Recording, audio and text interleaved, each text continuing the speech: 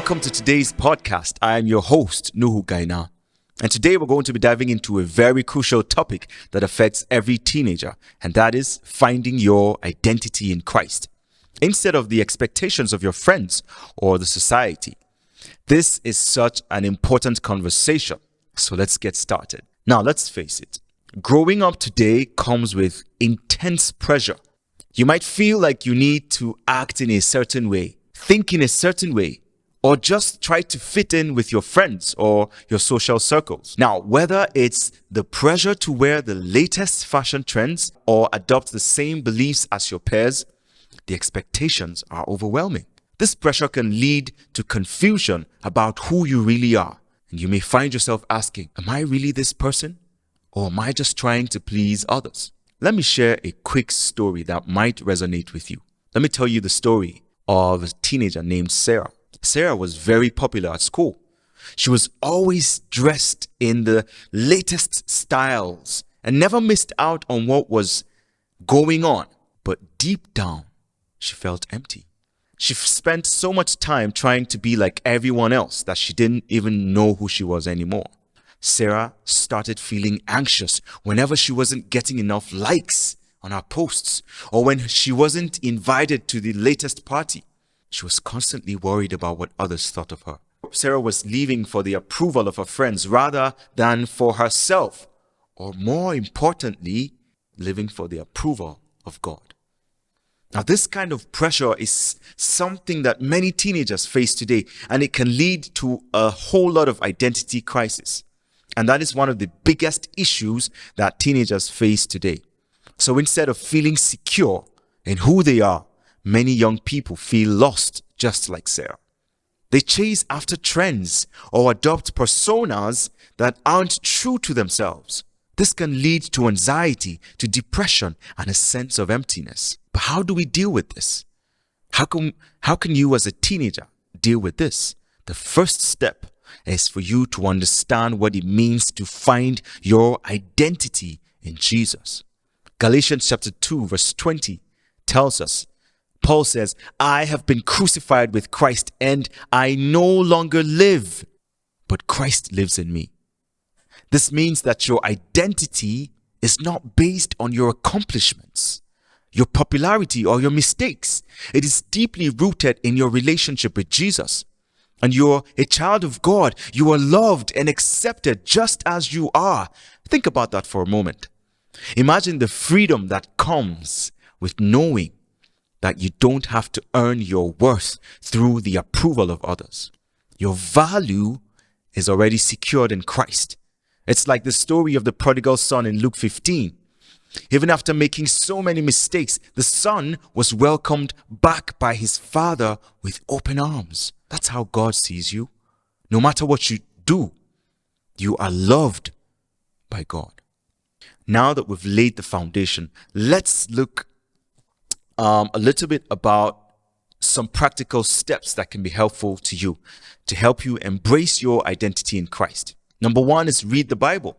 Spend time in the scriptures to learn who God says you are. In Ephesians chapter 2, verse 10, the Bible tells us, for we are God's masterpiece, created in Christ Jesus to do good works, which God prepared in advance for us to do. Every time you read the Bible, you're reminded that you are intentionally made by God for a purpose. One practical way to do this is to write down verses in the Bible that speak to your identity in Christ and place them somewhere you can see daily. It can be on your mirror. You can even have it on your phone. But these reminders can help you stay grounded in these truths.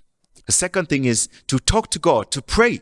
Talk to God about your feelings and ask Him to reveal your true identity to you.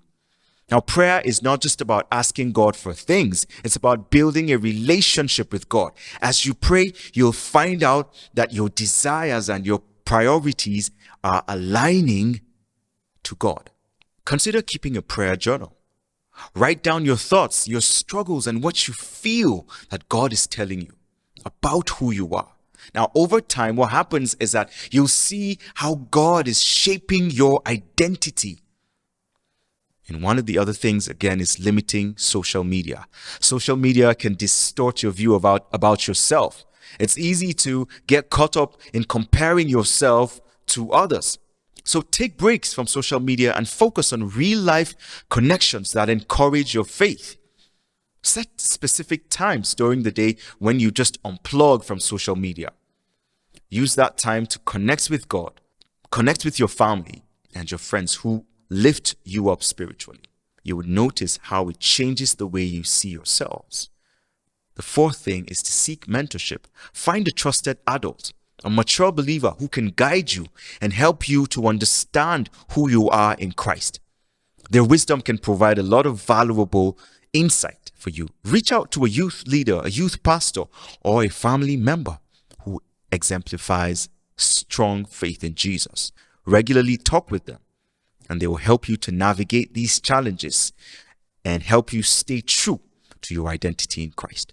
One of the most powerful truths you can embrace is that true satisfaction comes from God alone.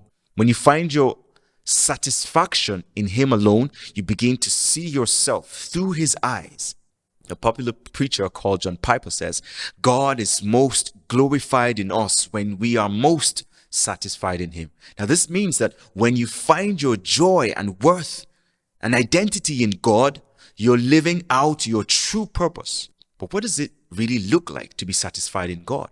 It means that no matter what happens, no matter what the world says about you, whether you're popular or not, whether you have a lot of friends or you just have a few, you know that your worth isn't tied to those things. You are secure in God. You're secure in God's love, and that's unshakable. There's a man, now a man, but he was a teenager at some point. His name was Jake, and he was always the quiet kid in the class. He didn't stand out much, and he struggled. He felt like he didn't belong. One day, Jake started reading the Bible for himself more seriously, and he learned about how much God loved him. And his worth wasn't based on what others were thinking about him. Jake began to change. He didn't worry so much about fitting in because he knew he was already accepted by God. His confidence grew, not because he became more popular, but because he understood that his identity was in Christ. Jake's story is a reminder that when you embrace who you are in Christ, that realization transforms your life. And so as we wrap up today, I need you to remember that you are not defined by what others think or say about you. Your identity is secure in Christ, and that's something that no one can take away from you. So embrace who you are in Him and let His love and acceptance guide you every single day. Here's what I want you to do this week. Take one of the practical steps we discussed today. Maybe you'll just start a prayer journal, or perhaps you'll limit your social media use. Whatever it is, just take a step toward finding your identity in Christ. Thank you so much for joining me in this important conversation.